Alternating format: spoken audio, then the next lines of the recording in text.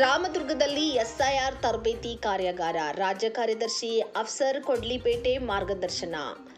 ಬೆಳಗಾವಿ ಜಿಲ್ಲೆಯ ರಾಮದುರ್ಗದಲ್ಲಿ ಮತದಾರರ ಪಟ್ಟಿಯ ವಿಶೇಷ ತೀವ್ರ ಪರಿಷ್ಕರಣೆ ಪ್ರಕ್ರಿಯೆ ಕುರಿತು ಸ್ಪಷ್ಟ ಅರಿವು ಮೂಡಿಸುವ ಹಾಗೂ ಬಿಎಲ್ಒಗಳಿಗೆ ಉಂಟಾಗಿರುವ ಗೊಂದಲಗಳನ್ನು ನಿವಾರಿಸುವ ನಿಟ್ಟಿನಲ್ಲಿ ಜಾಗೃತಿ ಮತ್ತು ತರಬೇತಿ ಕಾರ್ಯಾಗಾರ ನಡೆಯಿತು.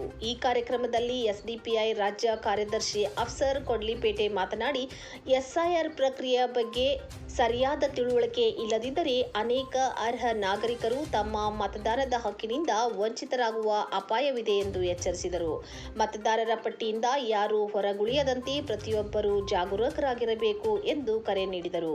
ಕಾರ್ಯಾಗಾರದಲ್ಲಿ ಪಿಪಿಟಿ ಆಧಾರದ ಮೇಲೆ ಎಸ್ಐಆರ್ ಎನ್ಯುಮರೇಷನ್ ಪ್ರಕ್ರಿಯೆಯನ್ನು ಸರಳವಾಗಿ ವಿವರಿಸಲಾಯಿತು. ಫಾರ್ಮ್ಗಳ ಸರಿಯಾದ ಭರ್ತಿ ವಿಧಾನ, ಅಗತ್ಯ ದಾಖಲೆಗಳ ಸಿದ್ಧತೆ, ಲಾಜಿಕಲ್ ಡಿಸ್ಕ್ರಿಪೆನ್ಸಿ ಗುರುತಿಸುವ ವಿಧಾನ ಸೇರಿದಂತೆ ಪ್ರಮುಖ ತಾಂತ್ರಿಕ ಅಂಶಗಳನ್ನು ಸ್ಪಷ್ಟಪಡಿಸಲಾಯಿತು.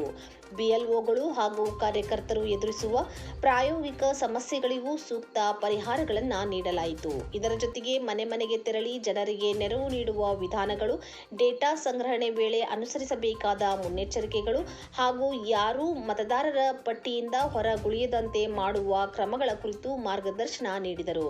ಈ ಕಾರ್ಯಕ್ರಮದಲ್ಲಿ ಜಿಲ್ಲಾ ಪ್ರಧಾನ ಕಾರ್ಯದರ್ಶಿ ಅಬೂಬಕರ್ ಖಾದರಿ, ಜಿಲ್ಲಾ ಸಮಿತಿ ಸದಸ್ಯ ಸಮೀರ್, ರಾಮದುರ್ಗ ವಿಧಾನಸಭಾ ಕ್ಷೇತ್ರ ಸಮಿತಿ ಅಧ್ಯಕ್ಷ ಜಾಕೀರ್ ಕೌಜಲಗಿ, ಉಪಾಧ್ಯಕ್ಷ ಸದ್ದಾಂ ಹುಡೇದಮನಿ, ಕಾರ್ಯದರ್ಶಿ ಇಲಿಯಾಸ್ ಪೆಂಡಾರಿ, ವಿವಿಧ ಸಂಘ ಸಂಸ್ಥೆಗಳ ಪದಾಧಿಕಾರಿಗಳು, ಪಕ್ಷದ ಕಾರ್ಯಕರ್ತರು ಉಪಸ್ಥಿತರಿದ್ದರು.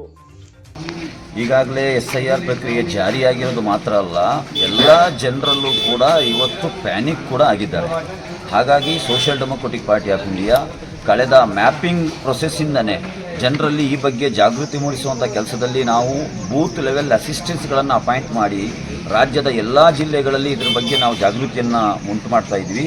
ಈ ಎನ್ಯುಮರೇಷನ್ ಫಾರಮ್ ಫಿಲ್ಲಿಂಗ್ ಪ್ರೊಸೆಸ್ನಲ್ಲೂ ಕೂಡ ತುಂಬ ಗೊಂದಲಗಳಿರೋ ಕಾರಣಕ್ಕೆ ನಾವು ರಾಜ್ಯದ ಪ್ರತಿ ಜಿಲ್ಲೆಗಳಲ್ಲೂ ಕೂಡ ವರ್ಕ್ಶಾಪ್ಗಳನ್ನು ಕಂಡಕ್ಟ್ ಮಾಡುವ ಮುಖಾಂತರ ಎನ್ಯುಮರೇಷನ್ ಫಾರಮನ್ನು ಯಾವ ರೀತಿ ಒಂದೂ ತಪ್ಪಿಲ್ಲದೆ ತುಂಬಬೇಕೆಂಬುದರ ಒಂದು ಪ್ರಾಕ್ಟಿಕಲ್ ಪಿಪಿಟಿ ಆಧಾರಿತ ತರಬೇತಿ ಶಿಬಿರವನ್ನು ಆಯೋಜನೆ ಮಾಡ್ತಾ ಇದ್ದೇವೆ. ಇವತ್ತು ಇದೇ ಕಾರಣಕ್ಕೆ ನಾನು ಬೆಳಗಾವಿ ಜಿಲ್ಲೆಯ ರಾಮದುರ್ಗದಲ್ಲಿ ಬಂದಿದ್ದೆ.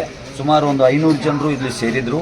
ಎಲ್ಲ ಸಾರ್ವಜನಿಕರಿಗೆ 1.5 ಗಂಟೆಯ ಪಿಪಿಟಿ ಪ್ರೆಸೆಂಟೇಷನ್ ಮುಖಾಂತರ ಅವರಿಗೆ ಏನೆಲ್ಲ ಅಂಶಗಳಿವೆ ಎಂಬುದನ್ನು ಅವರ ಮುಂದೆ ಪ್ರಾಕ್ಟಿಕಲ್ ಆಗಿ ನಾನು ತೋರಿಸ್ಕೊಟ್ಟಿದ್ದೇನೆ.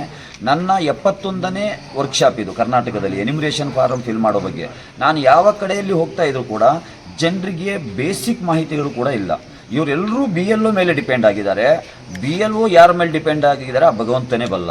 ಹಲವಾರು BLOಗಳಿಗೇ ಯಾವ ಫಾರ್ಮಲ್ಲಿ ಯಾವ ಕಾಲಮ್ ಯಾವ ರೀತಿ ಮಾಡಬೇಕಂತ ಗೊತ್ತಿಲ್ಲ.